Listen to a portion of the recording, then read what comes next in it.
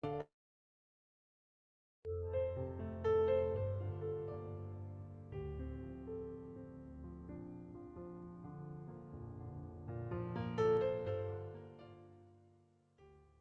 buenos días, bienvenidos a este tiempo devocional, Tu Palabra para Encontrar el Camino. Hoy es 1 de agosto del 2025 y vamos a continuar con la lectura de la Biblia en un año con el libro de los Hechos de los Apóstoles, capítulo 18, versículo 32 al capítulo 25, versículo 9. Hechos 18, 32 al 25, 9.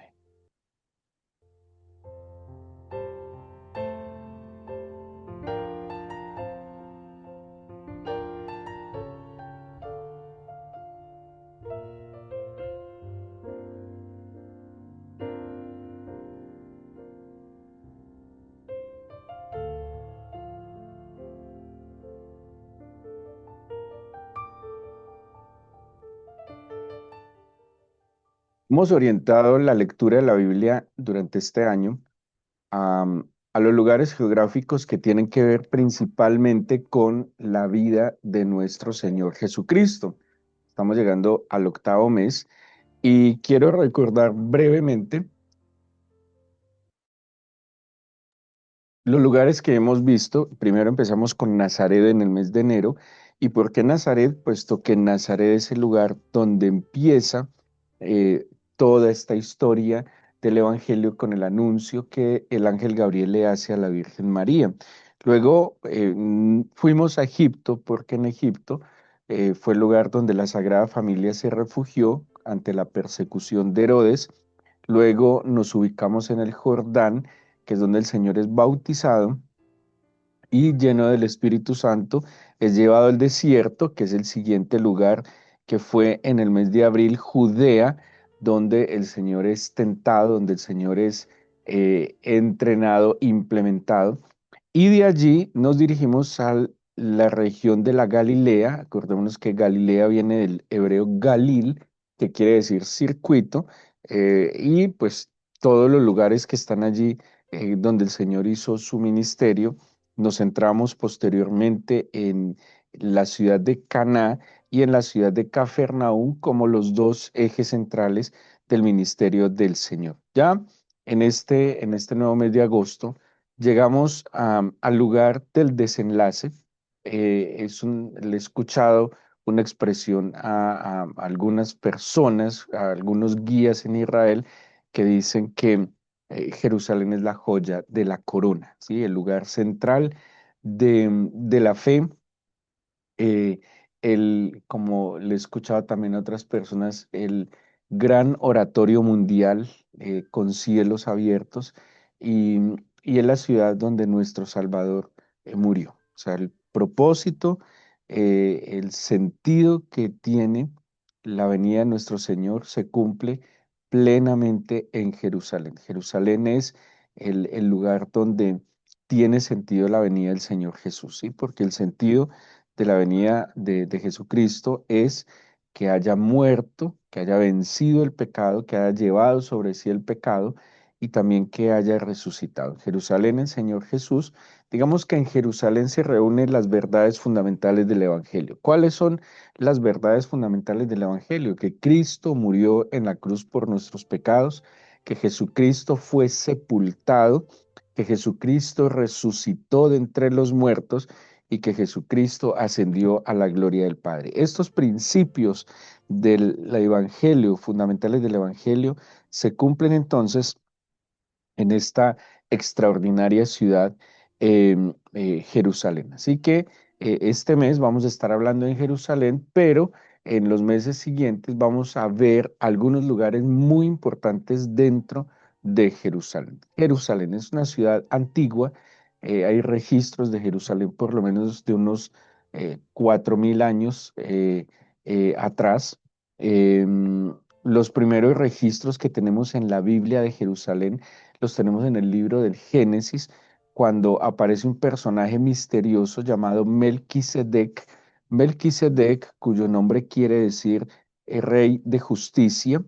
Em, También dice la Biblia, Melquisedec sale al encuentro de Abraham, lo bendice. Melquisedec, dice la Biblia, que sale al encuentro de Abraham con pan y vino y bendice a Abraham, y Abraham le entrega los diezmos de un botín que había obtenido en una disputa, en una confederación de reyes que pues se había levantado en contra de su sobrino y del lugar donde vivía Lot.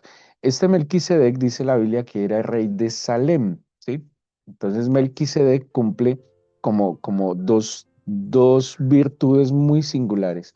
Melquisedec, pues el mismo nombre quiere decir rey de justicia, pero también el rey de Salem, y Salem es paz. Y ese lugar, entonces, aparece aquí en el Génesis como Salem, y muchos lo identifican con lo que posteriormente sería Jerusalén. Entonces, la primera referencia es Salem, que quiere decir paz.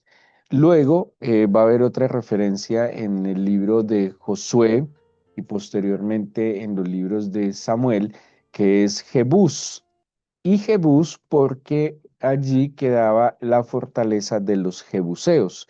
De los jebuseos es que David va a conquistar posteriormente y va a nombrar como Jerusalén. Otro nombre muy importante que va a quedar allí perpetuamente es Sión. Y ese nombre Sión viene también de la época de los jebuseos.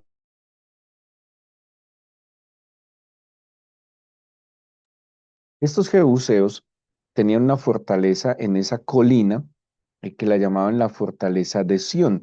Por eso cuando David va a conquistar este territorio, pues conquista la fortaleza de Sión, y luego esos dos nombres se van a tratar de manera indistinta a través de los años. O sea, algo así entonces como que Sión es sinónimo de Jerusalén, no, más bien es el mismo Jerusalén. Fortaleza de Sión termina llamándose también Jerusalén. Por eso en la Biblia, cuando veamos que se refiere a Sión o a Jerusalén, estamos hablando del mismo lugar, ¿sí? Del mismo lugar. Ahora, el nombre legal que va a tener la ciudad va a ser Jerusalén, ¿sí? Jerusalén entonces se convierte a través del tiempo en el centro espiritual de las tres religiones monoteístas más grandes del mundo y principales. El judaísmo es la primera, la principal, luego el cristianismo y por último el Islam, que para el Islam viene a ser la tercera ciudad sagrada. Bueno, en el cristianismo, dependiendo qué corriente cristiana, el cristianismo tiene otros lugares sagrados. En la corriente católica, Roma es una ciudad muy importante en el catolicismo. En un catolicismo, o más bien en un cristianismo ortodoxo oriental, hay otras ciudades, además de Jerusalén, como Constantinopla, que es la actual Estambul. Pero en términos generales, Jerusalén es la principal ciudad del cristianismo. ¿Por qué? Pues como les expliqué, allí muere, es sepultado, resucita y asciende a los cielos nuestro Salvador. Para los islamistas, después de la Meca y Medina, donde nace y muere el profeta Mahoma, está Jerusalén, porque en los relatos cuentan que Mahoma visitó de forma espiritual. No hay registros que Mahoma haya llegado físicamente a Jerusalén, pero en una especie de éxtasis espiritual, Mahoma visitó Jerusalén, y desde allí entonces ellos la toman como su tercera ciudad sagrada. Jerusalén entonces, a través de la Biblia, va a ser símbolo de muchísimas cosas, ¿sí? En el pasado tiene que ver con las promesas del Señor, lo que el Señor estableció. Por ejemplo, nos dice la Escritura desde el libro de Deuteronomio, cuando el Señor manda a su pueblo a o más bien saca a su pueblo de Egipto y lo lleva a través del desierto, hacia la tierra prometida. El Señor establece que Jerusalén sería el lugar donde, recuerdan que en el desierto, cuando el Señor le habla a Moisés, le dice que le construya un tabernáculo, y que él iba a vivir o a morar en medio de su pueblo a través del tabernáculo. Ese tabernáculo pues era una tienda, digámoslo así, desarmable, y por eso ellos la llevan a través del desierto, pero En Deuteronomio habla que el Señor escogería de entre todas las tribus, eso está en Deuteronomio 12:5, para poner allí su nombre y su habitación, ¿sí? O sea, el Señor tenía planeado también que cuando el pueblo de Israel se estableciera, habría un lugar. Más adelante, en segundo de Crónicas 6:6, en el segundo libro de Crónicas, capítulo 6, versículo 6, dice: Mas a Jerusalén he elegido para que en ella esté mi nombre, y a David he elegido para que esté sobre mi pueblo Israel. Este versículo es muy importante y tiene un sentido al futuro, como se menciona en la teología, un sentido escatológico hasta el final de los tiempos, en dos sentidos. Uno, esta ciudad dice que es la ciudad que el Señor pondría allí su nombre, estaría allí su nombre. En la consagración de Salomón al templo de Jerusalén habla incluso que allí estarían los ojos del Señor, los oídos del Señor, pondría allí su mano. Y, pero además dice: y a David he elegido para que esté sobre mi pueblo Israel. Acordémonos que David es ese personaje mesiánico, me refiero a que David fue ungido y de los lomos de David vendría nuestro Señor. O sea que en este versículo se cumplen esas dos funciones de Jerusalén, como la morada del nombre de Dios, pero también el lugar del reino de los cielos, ¿sí? A través del cual el Señor se establecerá, y eso lo vamos a ver incluso hasta el Apocalipsis. Em, bueno, se me fue, iba a mencionar algo también muy importante de Jerusalén. Bueno, el Salmo 132, 13 al 14 dice: porque el Señor ha elegido a Sión. Les decía que en la Biblia vamos a encontrar indistintamente el término Jerusalén o Sión. La quiso por habitación para sí. Este es mi reposo para siempre. Aquí habitaré porque la he deseado. Dice también Isaías 31:5, porque hay unas promesas de restauración, de sanidad. Ahorita hice un ejercicio y me tomé el trabajo de ver la lista de los que están conectados hoy, y más o menos, tal vez más, el 50% de los que estamos conectados en este devocional, sé de primera mano que han tenido la bendición de conocer a Jerusalén, que han tenido la bendición de subir a la casa del Señor. No hay otro lugar en el universo que el Señor haya elegido como su morada, como el lugar donde atendería de una manera singular nuestras oraciones y súplicas. Y pues me gocé bastante en ver la cantidad de personas que están hoy acompañándonos, que han tenido ese privilegio. En verdad que es un regalo maravilloso el haber visto con nuestros ojos lo que tanto oímos durante tanto tiempo en la casa del Señor. Promesas de restauración. ¿Por qué hice mención a las personas que sé que han ido a Jerusalén? Dentro de los nombres que tengo en la lista, sé y conozco milagros, oraciones contestadas, restauraciones eh, personales, restauraciones de relaciones, de matrimonios, sanidades físicas, sanidades espirituales, dirección del Señor. De todo esto yo he visto en algunas de las personas que están hoy conectadas. Oraciones y peticiones casi imposibles que el Señor ha contestado. He visto con mis ojos sanidades físicas, he visto restauración del espíritu y cosas que como prometió el Señor, y dice, por ejemplo, este versículo de Isaías 31:5 dice: como las aves que vuelan, así protegerá el Señor de los ejércitos a Jerusalén, la protegerá, la librará, la preservará, la salvará. Dice más adelante en el mismo Isaías, en el 66, en el 60, habla de sanidades, de restauración, de reverdecer, de consolación, de fortaleza.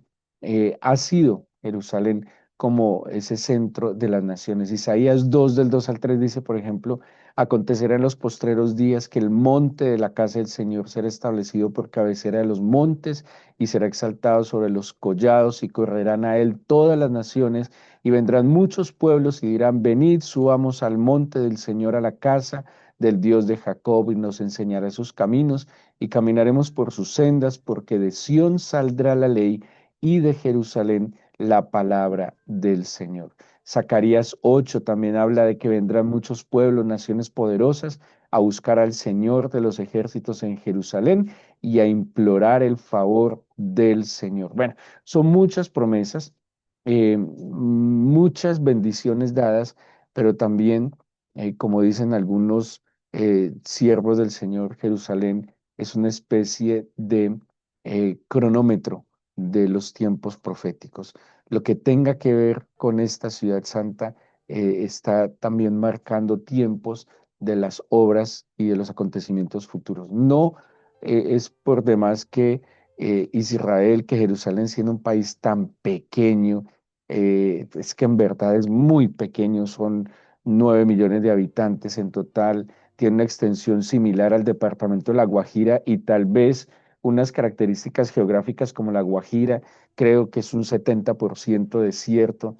Bueno, es un país humanamente es insignificante, no tiene valor alguno, pero pues al fin y al cabo es la tierra santa, al fin y al cabo es el lugar que el Señor escogió y por eso siempre ha sido, es y será un lugar de controversia, ¿sí? Será un lugar donde los ojos del mundo estarán puestos allí.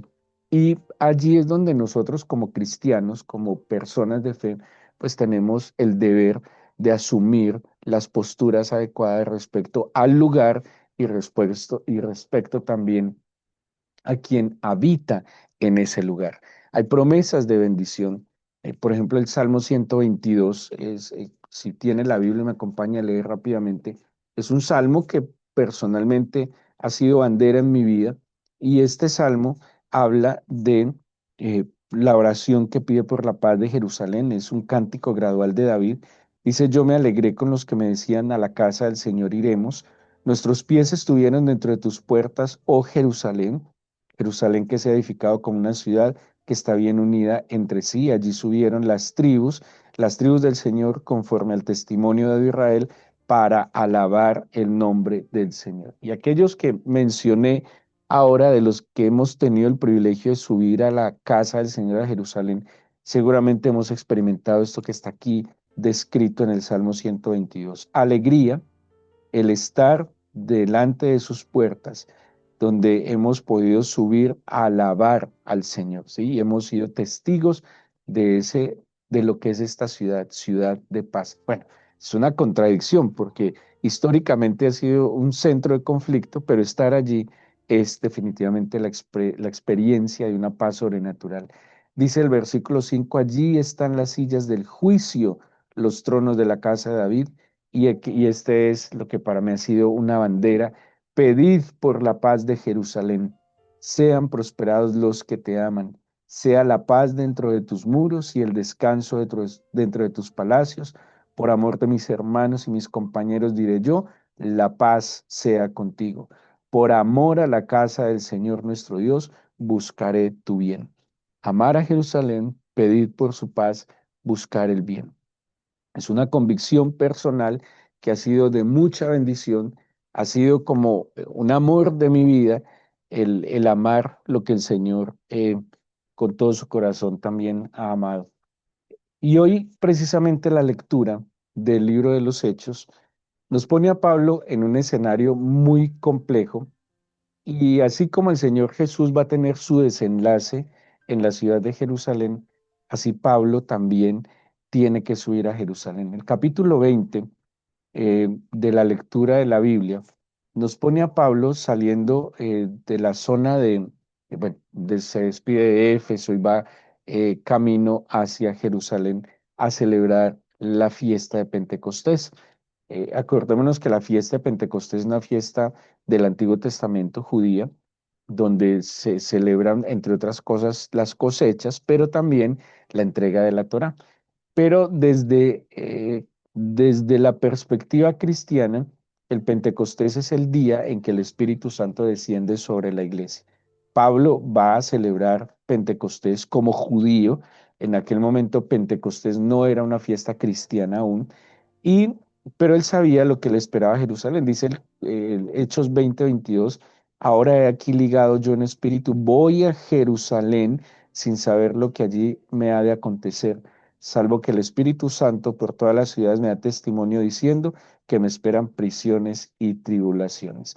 Y Pablo entiende, es complejo porque Pablo sabe que tiene que ir a Jerusalén y así le implique riesgos. Dice el versículo 24: de ninguna cosa hago caso, ni estimo mi vida preciosa para mí mismo, con tal que acabe mi carrera con gozo y el ministerio que recibí del Señor Jesús para dar testimonio del Evangelio de la gracia de Dios. Como para el Señor Jesús, ir a Jerusalén implicaba riesgos, prisiones y tribulaciones, literalmente.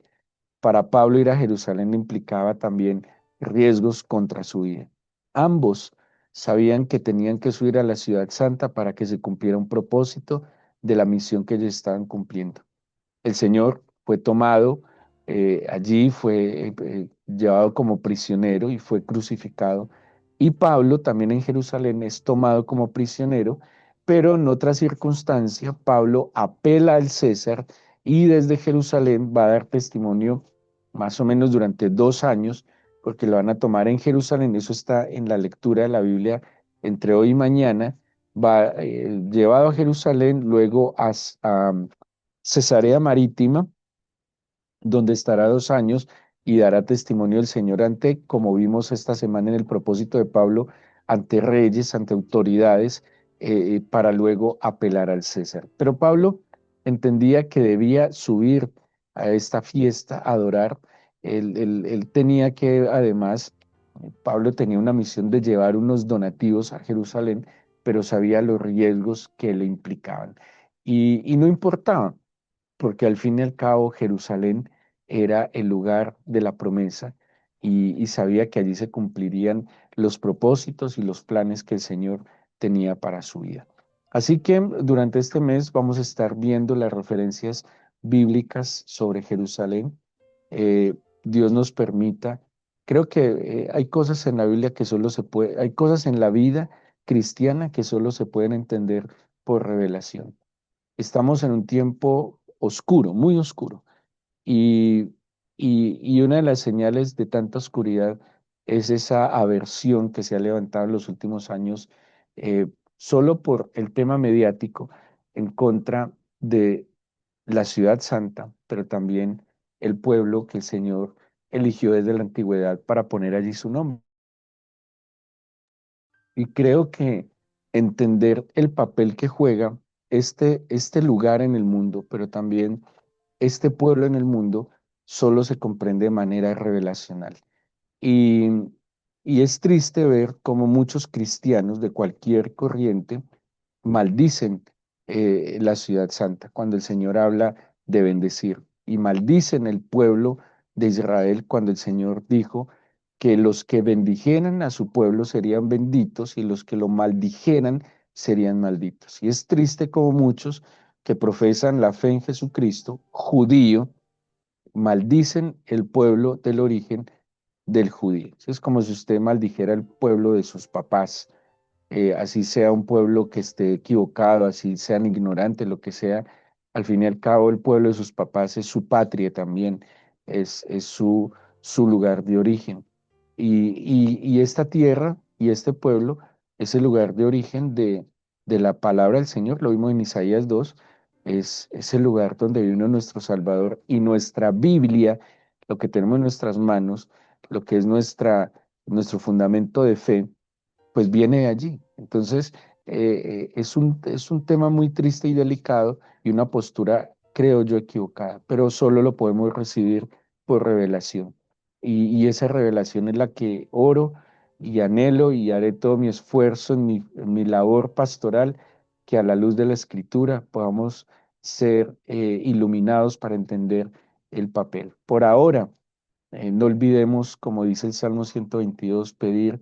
Yo sé que muchos piden por la paz mundial y no se puede dejar de hacer, pero incluyan en sus oraciones, como piden por la paz y la restauración de nuestro país, oren por la paz de Jerusalén, porque la paz de Dios venga a su pueblo, para que su pueblo también despierte, para que su pueblo atienda la voz del Señor y que así como en antaño fue el judío quien se levantó para evangelizar el mundo con las buenas nuevas de Jesucristo, también este pueblo que es valiente, que es esforzado, eh, que ha luchado en contra de todas las situaciones en el mundo, pues con esa valentía se levante a seguir evangelizando el mundo. Por eso les invito a que oremos y entreguémosle al Señor este inicio de mes y pidámosle la luz de su Espíritu. Una cosa es la verdad y la verdad es solo una y la verdad la posee una sola persona que es el eterno Dios. Eh, Todo lo demás son interpretaciones, todo lo demás son cosas que cada uno trata de acomodar a su conveniencia. Pero la verdad solo la tienes tú, Señor, ninguno de nosotros. Y con humildad quiero pedirte que reveles tu verdad a nuestro corazón. Yo no soy dueño de todo el conocimiento, ninguno de nosotros. Y yo solo quiero moverme por lo que tu espíritu me guíe, me oriente, me diga, Señor. Yo te quiero pedir hoy que abras mi entendimiento. Dígale así al Señor. Dígale, agudiza mis sentidos espirituales, Señor. Abre mi entendimiento para comprender, conocer y aceptar tu verdad. Y que yo esté del lado correcto de la historia, Señor. Muchos creyéndose buenos, justos, muchos creyendo ser conocedores y, y tenedores de la verdad, eh, aprobaron tu muerte en la cruz, gritaban crucificadle. Pablo, por ejemplo, perseguía tu iglesia, los encarcelaba, los mataba. Él creía que era la verdad, estaba seguro. Pero muchos de ellos, como Pablo, tuvieron la oportunidad de encontrarse contigo, de recibir la revelación, Señor, y en esa revelación estar del lado correcto de la historia. Dígale al Señor que traiga la luz. Usted puede decir que esto es un detalle menor y que esto no lo afecta. Sí lo afecta, porque si cree en la palabra del Señor, tiene que creer en toda la palabra del Señor, no en lo que le convenga. Y si la palabra del Señor dice que serán benditos los que bendigan al pueblo de Israel y malditos los que maldigan al pueblo de Israel, pues que son palabras serias que a través de la historia también nos muestran que son verdad. Y si el Señor dice que el que ama a Jerusalén y ora por su paz es prosperado, eso también es una verdad. Y así como cuando el Señor dice, probadme ahora respecto a los diezmos y ofrendas, que abriré las ventanas de los cielos y derramaré bendiciones, así también es una manera de probar la palabra del Señor, obedeciéndola, intentando orar por la paz de Jerusalén, intentando conocer lo que el Señor plantea sobre este lugar y amarla en la medida de lo posible. Pero de nuevo, Señor, todo esto solo viene si la luz de tu Espíritu nos trae esa revelación. Abre entonces nuestros sentidos espirituales y que tu palabra sea ese martillo que parta nuestro espíritu, alma, que discierna nuestros pensamientos, las intenciones de nuestro corazón.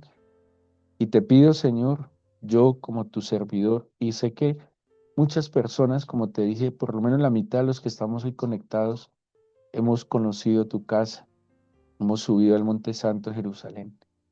Y te pido que despiertes en nosotros, y como oraba nuestra compañera Gibet, que si me olvidara de ti, oh Jerusalén, pierda mi diestra su destreza y mi lengua se pegue a mi paladar, si no te enalteciere como asunto preferente mi alegría.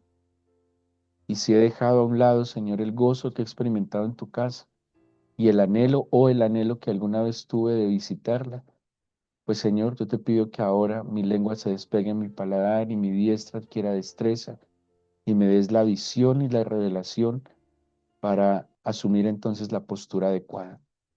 Yo te pido hoy por la paz de Jerusalén, te pido por la restauración espiritual de tu pueblo, te pido, Señor, que sea la luz de tu verdad, guiándonos cada día en torno a todo, Señor. Benditos los que bendigan tu casa, Señor, y ten misericordia a los que en su necedad, ignorancia, arrogancia, y soberbia la maldicen.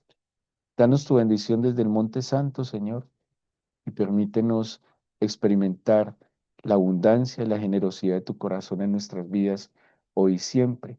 Te bendigo y te entrego este fin de semana, Señor, en el nombre de Jesús. Amén.